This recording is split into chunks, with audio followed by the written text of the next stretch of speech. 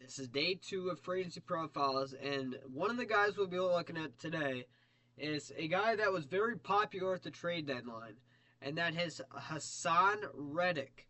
Now, he signed a new deal right before training camp, I believe, a couple weeks before trade deadline, where he signed a 1 year, I think it was like a 1 year, $12 million, $10 million deal, somewhere around there with the Jets to stick there, as he didn't want to play there once he got traded from the um, Philadelphia Eagles.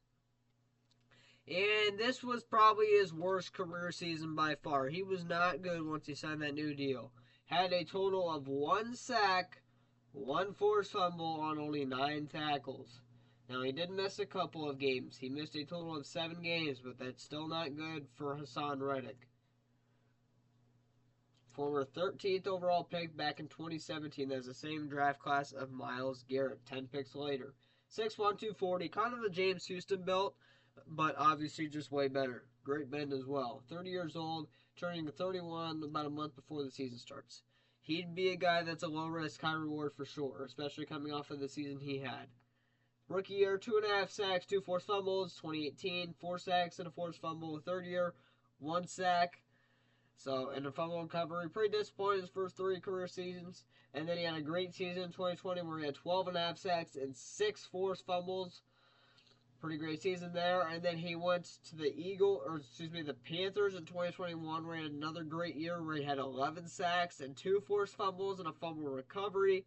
And then he signed with the Eagles in 2022 where he had his best career season, getting 16 sacks, 5 forced fumbles, and 3 fumble recoveries. Where he was with the Eagles again, had another good year with 11 sacks and a forced fumble. And then this year he was traded to the Jets, missed 7 games, signed a new deal right before the trade deadline, so he would play there, where he would only accumulate 1 sack and 1 forced fumble. So Haasan Reddick, a very disappointing season for him. However, Haasan Reddick, I think, is a guy that you could sign. He used to be, just 2 seasons ago, one of the best edge rushers, a top 10 edge rusher in the NFL. He's plummeted quite a bit since then because he did not have a good year again at all this past season. But this is a low risk, high reward, kind of a Marcus Davenport situation, except more of a reward, in my opinion, you would get.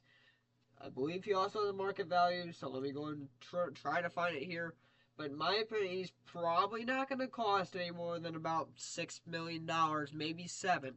He might cost $7 million, but that's right around where Marcus Davenport got. He got 6.5 last year. Does he have a market value? Yes, he does. He made $15 million last year, Haasan Reddick. Wow. It's a high market value. I did not expect this. Alright, this is Spotrac's market value. They have him getting a 1 year, $11.6 million deal, or 11.7 actually. I don't see him getting that. Not after the year he just had. I don't think he makes $15 million, then has a horrible season, and still gets almost $12 million. I don't see that. Again, I see him making about $7 million at most, with maybe $5 million guaranteed. Low risk, high reward. Even though Spotrac has him going for a little bit more than I would expect, I still think it's a low risk, high reward scenario. After the season he had, it's a very low, high risk reward situation. So I want to hear your thoughts in the comments down below. Haasan Reddick, we now have him crossed off. And there's a lot more defensive players we got to go. A lot of more defensive ends as well. And yeah, day 2, halfway done. One Pride Go Lions. Leave your thoughts in the comments down below. What do you think about Haasan Reddick possibly signing with the Lions?